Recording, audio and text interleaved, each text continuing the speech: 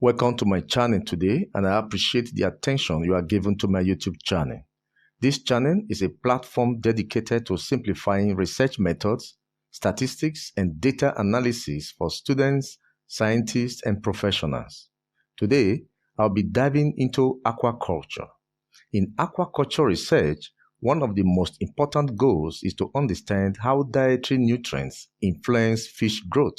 However, this relationship is often non-linear, meaning that growth does not increase in a straight line pattern as nutrient levels increase. Usually, at low inclusion levels, growth may increase rapidly, while at higher levels, growth may slow due to nutrient saturation or metabolic limits.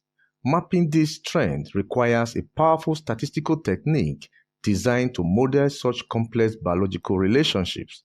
In this video, I'll be demonstrating how to correctly perform cubic polynomial regression analysis in SPSS. As you watch this video, you will gain a clear understanding of polynomial regression, and you will see how it applies to cultured fish studies. You will learn how to analyze the data in SPSS, visualize the regression curve, and interpret the results effectively. My name is Titocan, and this is Titocan Solutions, a YouTube channel for improving the knowledge of how to do things.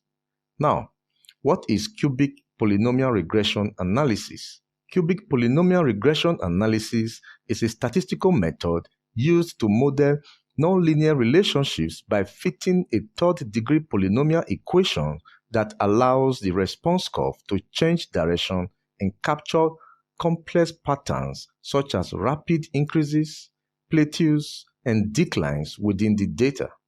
This makes polynomial regression useful in biological and environmental sciences, where responses often change direction as explanatory variables increase. This is the dataset I will be using for this demonstration. The dataset represents a controlled feeding experiment conducted on cultured fish to evaluate the effect of increasing dietary nutrient inclusion levels on growth performance. As you can see, there are only two columns of variables. The first column is the nutrient inclusion level. The dietary supplementation was measured in triplicate to reduce random variability and improve the reliability of the growth response. The second column is the fish weight gain, measured in grams, representing the increase in body weight over the experimental period. As you can see, this data has already been loaded into SPSS. Please visit Titocan Solutions YouTube channel to learn how to load data into SPSS. However, there are a few assumptions that must be observed for your data to be tenable for this analysis. 1. Your data must have independence of observations. If repeated measurements are used, averaging replicates may be necessary to satisfy this assumption. 2. There must be linearity in parameters, even though the relationship between inclusion level and weight gained is curved. 3. Your data residuals must possess homoscedasticity or constant variance across all levels of the independent variables. 4. The residuals should be normally distributed. 5. Your data must not have severe multicollinearity among predictors to ensure stable parameter estimate. And 6. There should be no significant outliers in your dataset. If your data violates these assumptions, the results you will get may not be valid. So it's important to always test for the assumptions before performing the analysis. Please go to my YouTube channel at Titocan Solutions to see my videos on how to test for assumptions of parametric statistics. Now, what is our hypothesis for this data analysis? The null hypothesis states that nutrient inclusion level has no significant effect on fish weight gain, while the alternative hypothesis states that nutrient inclusion level significantly affects fish weight gain. Now, let me demonstrate the cubic polynomial regression analysis in SPSS. If your data has repeated measurements like this set of data, there is something you urgently have to do first. convert the repeated measurements of each inclusion level from the 3 replicates to one mean value per inclusion level. To do this, go to the menu bar and click on Analyze. From the submenu, put your cursor on Compare Means. From the drop-down options, click on Means to open the Means dialog box. Click on the fish weight gained and click on this transfer arrow key to move it to the dependent list box. And then click on the nutrient inclusion level and click on this transfer arrow key to move it to the independent list box. Now, click on the Options button to open the dialog box. In this dialog box, our job is simple. Remove the standard deviation and remove the number of cases from the set statistic box so that what is left in the box is just the mean. Go ahead and click Continue to close this dialog box. Then click OK to produce the mean report. As you can see from the report table, the repeated measurements have been collapsed into single mean value. Go ahead and double-click on the report table and then highlight the 2 columns like this. Then right-click and copy. Now go to the Data View window and paste the columns that you have just copied. Then go to the Variable View window and enter new names for the variables. Let's call them Inclusion and Weight. Then change the inclusion decimals to 0.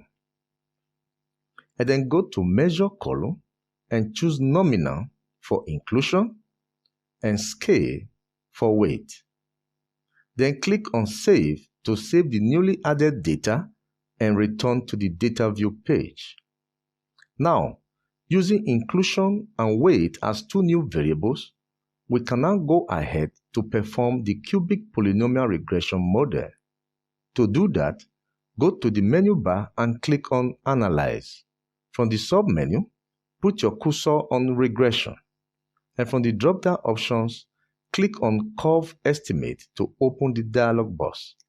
In this dialog box, your variables are in the box at the left. Now, move Weight to the dependent box, then move Inclusion to the independent box. Ensure that the boxes for Include Constant in Equation and Plot Models are checked by default. Now, move down to the Model section. Uncheck the box for Linear and then check the box for Cubic. This will perform the cubic polynomial model and fit a nonlinear curve across the data points. Then, check the box for Display ANOVA table to determine whether the model is significant or not. And finally, click OK to produce the results in the output window. As you can see, the results have been produced, and I will go ahead and interpret the results as necessary. Now, the first thing to do is to scroll down to the plot to see how the cubic model fitted the data with the curve. As you can see, the data is well fitted with the cubic polynomial curve. The fish weight shows a very clear nonlinear biological response to increasing nutrient inclusion. This means that the fish growth increased with nutrient inclusion up to a maximum around level 6 before diminishing returns begin. This point is referred to as the optimal inclusion level, a level where the response variable is at its maximum. Beyond this point, further increases in the supplement did not improve growth. Instead, the curve bends and resulted in a slight decline. So, the optimal inclusion level of the supplement is approximately 6 units, where the weight gain is maximized.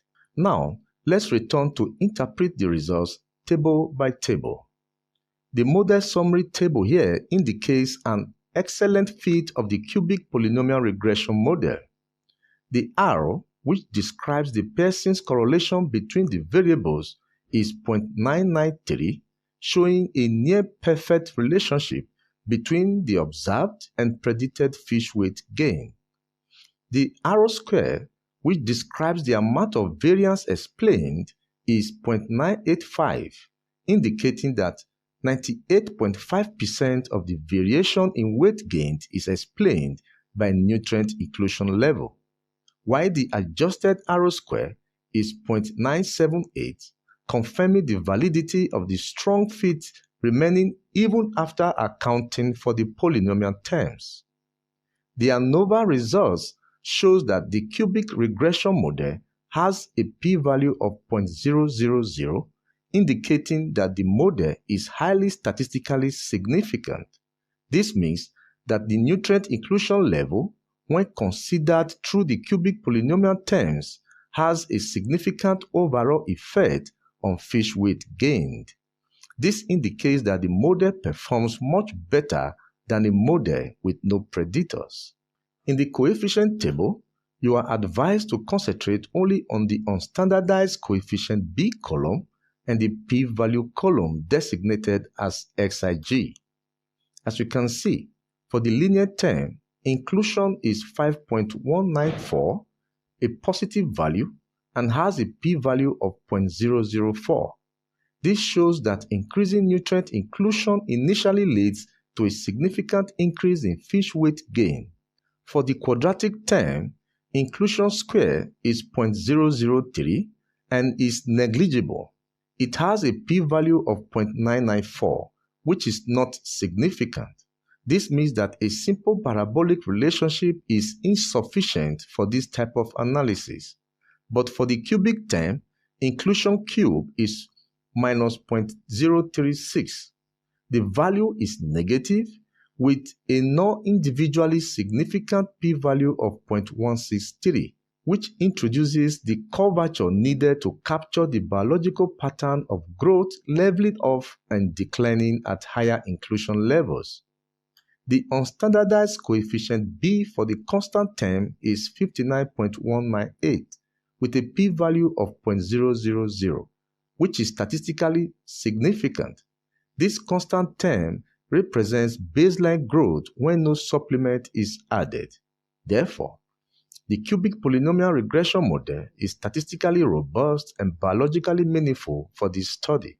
Although not all polynomial terms are individually significant, the model as a whole strongly explains fish growth and appropriately captures the nonlinear response of weight gain to nutrient inclusion, making it suitable for identifying the optimal inclusion level. Please listen to me. Polynomial regression analysis is an essential tool for understanding complex growth responses in aquaculture research. By applying it correctly, researchers and fish farmers can identify meaningful growth trends, optimize nutrient inclusion levels, and improve feed strategies for cultured fish. I hope you will be able to replicate this procedure to analyze your own data and interpret the results effectively. If you found this video useful, please click on the like button and subscribe to Titocan Solutions, a YouTube channel for improving the knowledge of how to do things. Subscription is free. Please share this content with others and feel free to leave your questions in the comments section. Thanks for watching, liking and sharing this video, and thanks for subscribing to Titocan Solutions. See you in the next video. Bye.